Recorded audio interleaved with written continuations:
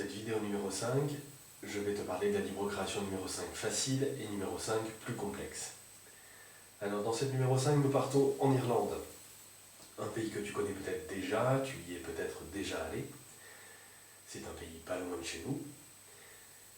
Et la musique traditionnelle irlandaise, tu la connais peut-être, même je dirais sûrement. C'est une musique qu'on peut entendre dans différents médias et puis qu'on peut entendre en vrai dans des festivals. Je pense au Festival interceltique de Lorient par exemple.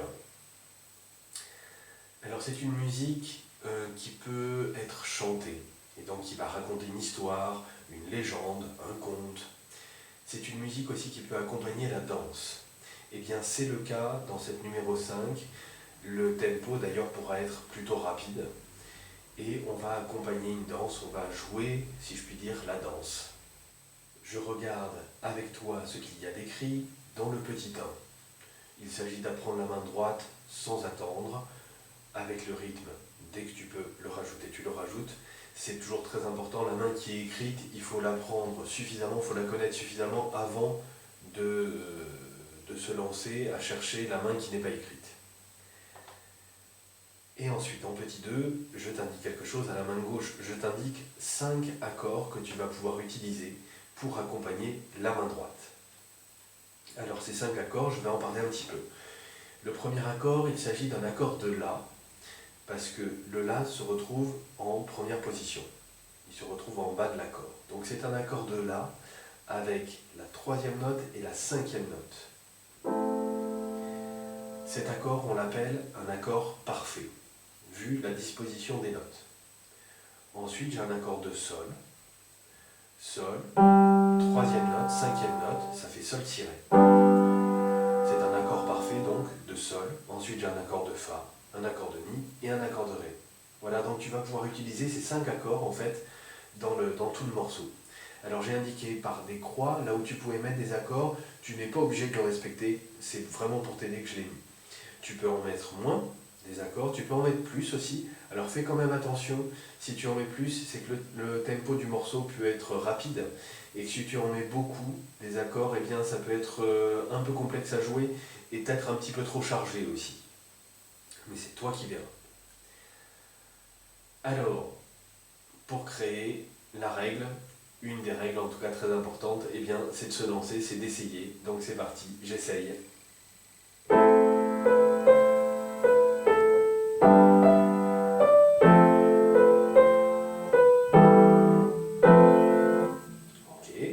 C'est plutôt pas mal.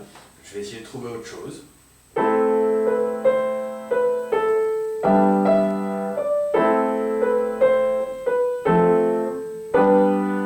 Je préfère. Je réécoute, je le rejoue pour bien le réécouter. Très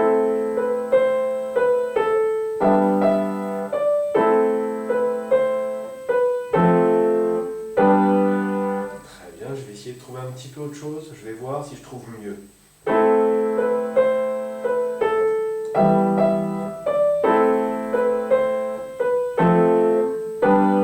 Je préfère encore plus.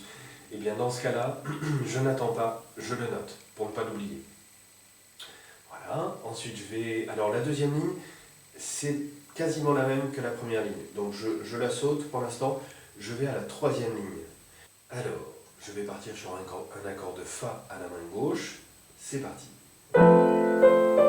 Ça, j'entends tout de suite que ça ne me plaît pas beaucoup. Donc dans ce cas-là, je vais faire autre chose. J'oublie. Je vais partir sur un accord de Sol. Pas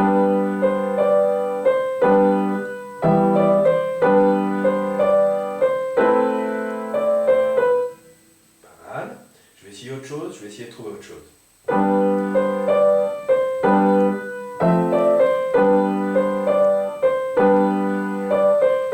Je préfère. Voilà, je préfère. Je pourrais le rejouer pour bien le tester encore. Et je n'attends pas, si ça me plaît beaucoup, je le note. Petite précision, à cette 3e ligne, tu viens d'entendre 4 fois le même accord Sol. Et à la 3e croix, j'ai mis un accord de Fa. Alors, j'ose, si je puis dire, répéter 4 fois le même accord. C'est beaucoup, quelque part, on pourrait se dire. Ce qu'il y a, c'est que si ça arrive de temps en temps, je pense que ça peut être très bien. Ça peut permettre au public, à celui qui t'écoute, de se reposer un peu. Les 2 premières lignes, j'ai changé souvent d'accord. à la main gauche. S'il y a une ligne ou deux où je reste plutôt statique, plutôt sur place, ce n'est pas grave du tout, au contraire, ça fait de la variété. Donc ça, n'hésite pas. Bon, et la dernière étape, si je puis dire, dans cette numéro 5 facile, eh bien, c'est de t'entraîner à le jouer jusqu'à une certaine vitesse. Par rapport aux nuances aussi, j'en ai indiqué. Tu n'es pas obligé de les respecter, c'est comme les croix, mais n'hésite pas à en faire, à en inventer pour rendre le morceau plus vivant.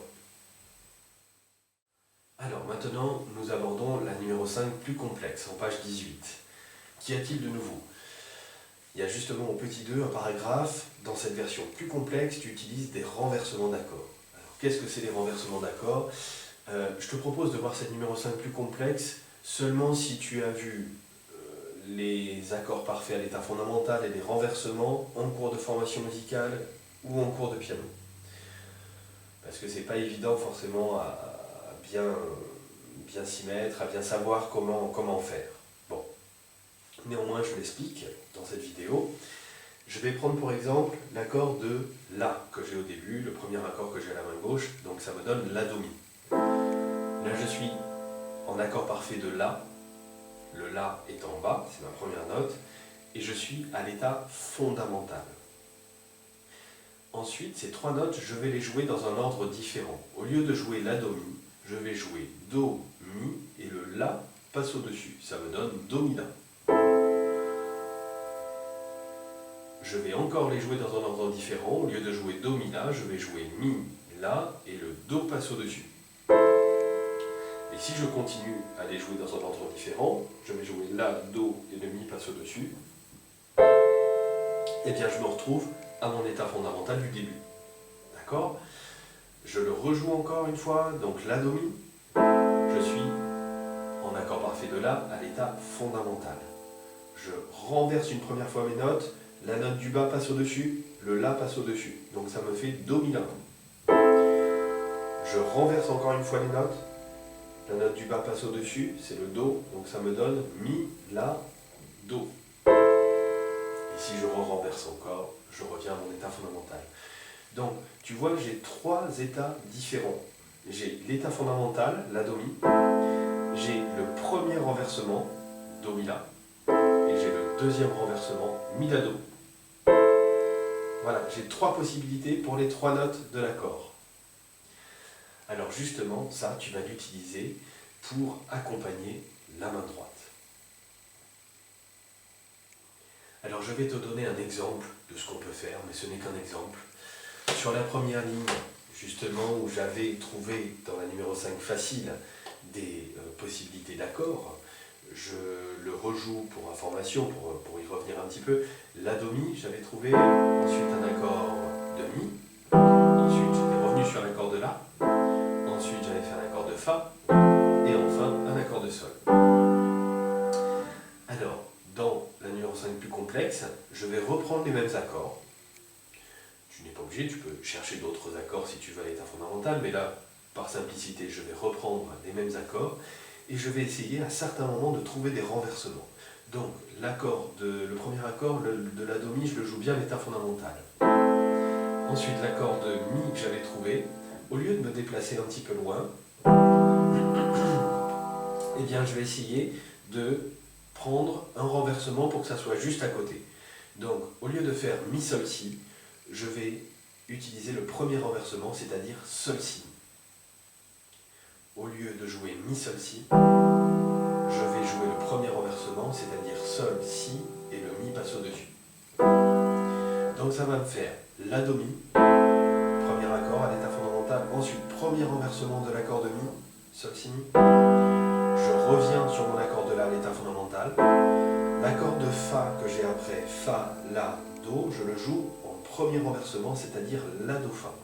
Et je finis la ligne avec mon accord de Sol à l'état fondamental. Je te le rejoue, l'accord de La à l'état fondamental, mon accord de Mi, premier renversement, Sol, Si, Mi.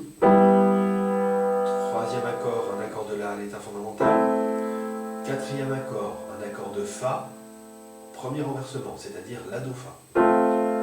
Et cinquième accord, l'accord de Sol à l'état fondamental. pareil, je t'invite à le faire en même temps avec moi, en jouant muet peut-être, tu vois, sur ton clavier. Alors qu'est-ce que ça change d'utiliser des renversements d'accords? C'est quand même une grande question, parce qu'a priori c'est les mêmes notes que j'utilise, sauf que des fois elles ne sont pas dans le même ordre que l'état fondamental, que ce que j'avais fait dans la numéro 5 facile. Alors pour comparer, je vais te jouer la première ligne de la numéro 5 facile, et ensuite la première ligne de la numéro 5 plus complexe, avec deux accords seulement qui sont renversés. C'est parti.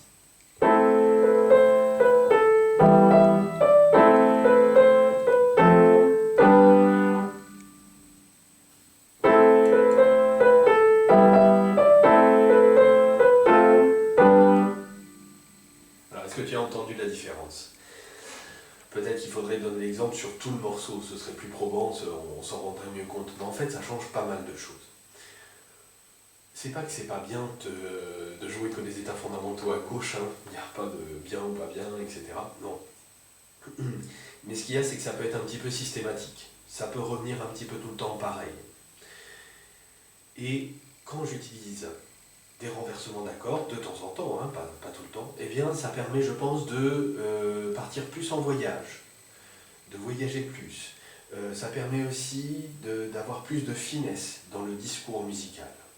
Bon, ça permet d'autres choses, il faudrait, à mon avis, en discuter et échanger des idées par rapport à ça, parce que je pense que c'est très personnel à chacun, ça. Mais voilà, c'est une véritable richesse en plus, ajoutée en plus.